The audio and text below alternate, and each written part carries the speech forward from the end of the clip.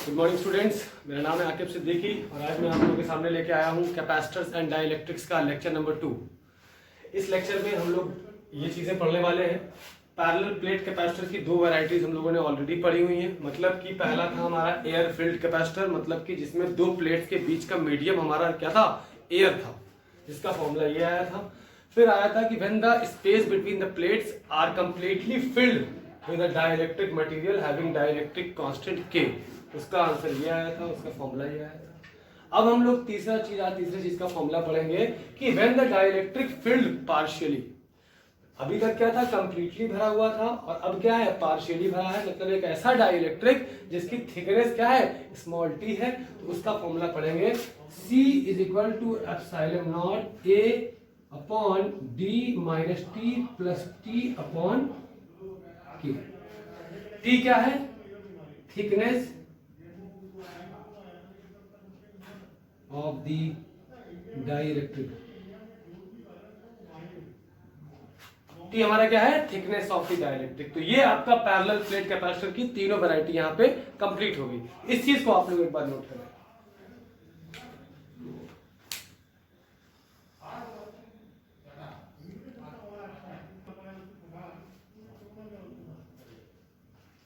चलिए अब हम लोग अगला टॉपिक पढ़ेंगे, कॉम्बिनेशन ऑफ कैपेसिटर्स।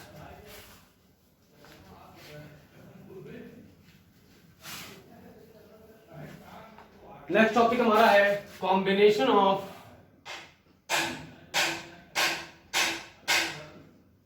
कैपेसिटर्स।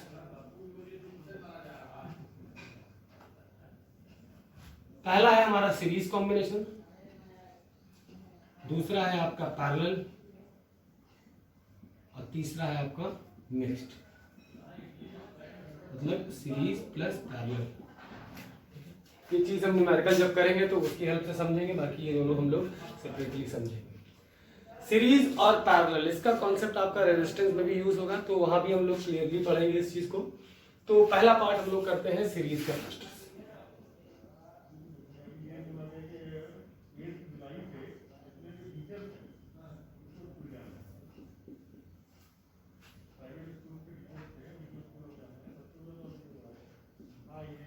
हमें करना क्या होता है, जब कई सारे कैपेसिटर्स अलग अलग कॉम्बिनेशंस में लगे होते हैं तो हम लोग ये चाहते हैं कि इक्विवेलेंट कैपेसिटेंस को ढूंढें। मतलब इन सारे कैपेसिटर की जगह पे एक ऐसा कैपेसिटर लगा दिया जाए जिसकी कैपेसिटी इन चारों के बराबर हो, या 5 लगे हो या 6 लगे हो। मतलब इन सबको हटा के एक सब्स्टिट्यूट जो लगाया जाता है single, that is called as your equivalent capacitance. इसको बोलते हैं इक्विवेलेंट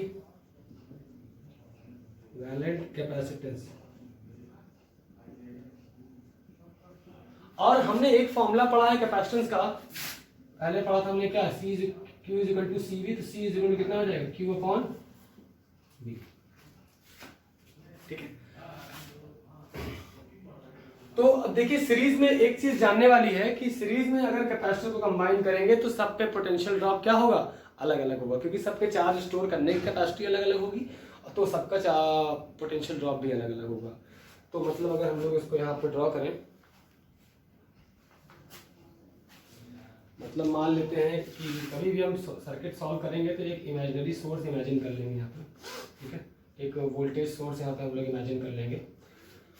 तो मान लेते हैं पहले कैपेसिटर के अक्रॉस V1 वोल्टेज ड्रॉप हो रहा है, दूसरे के अक्रॉस V2 हो रहा है, और तीसरे के अक्रॉस V3 हो रहा है, और चौथे के अक्रॉस V4 हो रहा है, और इस तरह जितने भी लगे होंगे सबके अक्रॉस डिफरेंट वोल्टेज ड्रॉप्स होंगे। ठीक है, अगर कैपेसिटेंस डिफरेंट है तो यहाँ से एक हमारा किरचॉफ वोल्टेज लॉ है। इस लॉ को अगर अच्छे से समझना चाहें हम लोग तो इसको हम लोग रेजिस्टेंस में समझेंगे। यहाँ पे आप लोग इसको समझिए कि ये जो वोल्टेज है सारे ड्रॉप्स इसी में से होंगे। एक एग्जांपल मान के चलिए, इसे मान लीजिए 500 रुपए आप लोग मार्केट लेके निकले, ठीक है, 500 रुपए हमारा क्या है, ये 500 रुपए लेके निकले, 200 का हमने कुछ पेट्रोल वगैरह डला लिया गाड़ी में, बाइक में, 100 रुपीज का हमने पिज्जा खा लिया, 50 रुपीज हमने किसी को दे दिया, 50 रुपीज और किसी को दे दिया, और 100 रुपीज हमारा बच गया। तो मतलब जो चीज भी खर्च हो रही है वो टोटल 500 से ही तो खर्च हो रहा है ना। मतलब इन सब को इंडिविजुअली जोड़ दोगे तो किसके बराबर आएगा, 500 के बराबर आएगा। तो वही हाल वोल्टेज का होता है, जहां जहां पे वोल्टेज ड्रॉप हो रहा हो उन सबके सम को कर देंगे, जितना हमारे पास सोर्स वोल्टेज है उतना आ जाएगा। ठीक है,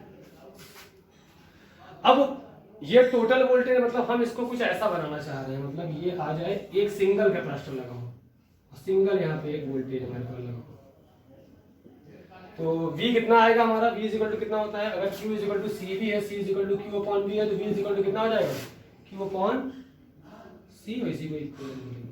एक बात याद रखिएगा, सीरीज में चार्ज सारे कैपेसिटर में सेम होता है, charge is same at all capacitors, और जाहिर सी बात है voltage is different at all capacitors. तो यहाँ क्या आएगा Q अपॉन C1, यहाँ क्या आएगा Q अपॉन C2, यहाँ क्या आएगा Q upon C3 plus and so on, जितने भी लगे हो सबको इस तरह से ऐड कर देना है, ठीक है। अब यहाँ से दिख रहा होगा कि आप Q को कॉमन ले सकते हो, दैट मीन्स कि Q आपका आएगा Q upon C equivalent will be equal to Q 1 upon C1 plus 1 upon C2 plus 1 upon C3 and so on, ठीक है। Q और Q क्या हो गया, कैंसिल आउट, तो आपका इक्विवेलेंट कैपेसिटेंस का फॉर्मूला क्या आया, 1 upon C equivalent is equal to 1 upon C1 plus 1 upon C2 plus 1 upon C3 plus and so on. एक बात यहां से क्लियर हो गई कि सीरीज में कैपेसिटेंस को रेसिप्रोकल करके ऐड कर देते हैं, इस चीज को आप लोग नोट करें।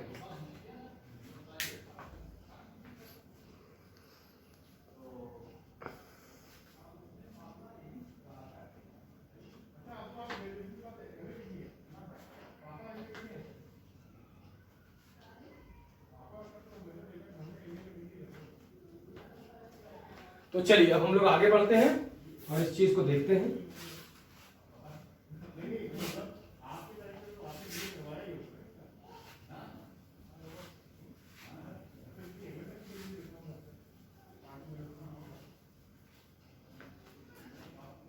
मतलब एक बात यहां से ये समझ में आई कि अगर सीरीज में n नंबर ऑफ कैपेसिटर्स लगे हैं, मान लो C1 लगा है, C2 लगा है, C3 लगा है और भी बहुत सारे लगे हैं, तो इन सबको हटा के जो एक इक्विवेलेंट कैपेसिटेंस लगाएंगे वो कितने रेटिंग का होगा, कितनी वैल्यू का होगा, 1 upon C equivalent is equal to 1 upon C1 plus 1 upon C2 plus 1 upon C3, सबको रेसिप्रोकल करके ऐड कर देना है।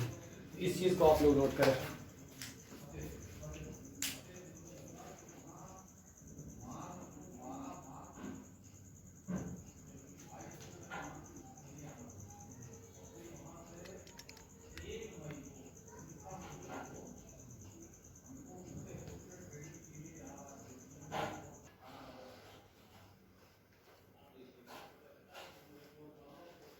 हाँ, तो अब आपका अगला टॉपिक है पैरेलल।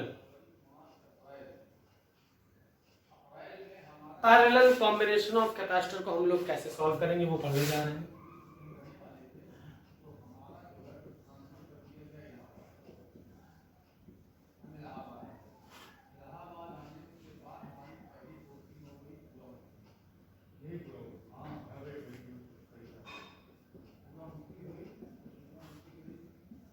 मान लेते हैं Q चार्ज यहां से चला, ठीक है। तो इसमें क्या होगा, पैरेलल में वोल्टेज सेम, वोल्टेज क्या होगा, voltage is same at all capacitors, charge is different, charge is, मान लीजिए यहाँ पे Q चार्ज था, सब में अलग अलग डिस्ट्रीब्यूट हो जाएगा, यहाँ मान लीजिए Q1 जा रहा है, यहाँ मान लीजिए Q2 जा रहा है, यहाँ मान लीजिए Q3 जा रहा है, यहाँ मान लीजिए Q4 जा रहा है, और 5 लगे होते, 6 लगे होते, तो उसी हिसाब से ये चीज डिस्ट्रीब्यूट होती है, सर्किट कंप्लीट नहीं है ठीक है। अब देखिए जितनी भी चीजें डिस्ट्रीब्यूट हुई है, मान लीजिए ये Q चार्ज यहाँ पे आ रहा था और एक इधर चला गया Q1 और एक इधर चला गया Q2, तो जो Q होगा इन दोनों के सम के बराबर होगा, जैसे वोल्टेज में हमने बताया था आप लोगों को। तो अगर हम लोग देखें तो Q इक्वल टू कितना आ जाएगा, Q1 plus Q2 plus Q3 plus and so on, ठीक है। अब हम लोग चाह रहे हैं कि ये हमारा स्ट्रक्चर हट जाए और हमारे पास एक सिंपल कैपेसिटर आ जाए, जिसे हम लोग क्या बोलेंगे, इक्विवेलेंट, और यहाँ पे वोल्टेज सोर्स। तो Q इक्वल टू आपने क्या पढ़ा है, CV, यहाँ क्या हो जाएगा CV, ठीक है, मतलब C equivalent into V, voltage same है, Q1 कितना हो जाएगा C1V, Q2 कितना हो जाएगा C2V, Q3 कितना हो जाएगा C3V एंड सो ऑन। यहाँ से V आप कॉमन ले सकते हो, C1 plus C2 plus C3 plus and so on, तो ये आपका V से V क्या हो जाएगा, कैंसिल आउट। तो यहाँ पे एक चीज़ समझ में आ गई कि C equivalent is equal to C1 plus C2 plus C3 plus dash dash dash. ये चीज़ आप लोगों को समझनी पड़ेगी, ठीक है, इसे नोट करें आप।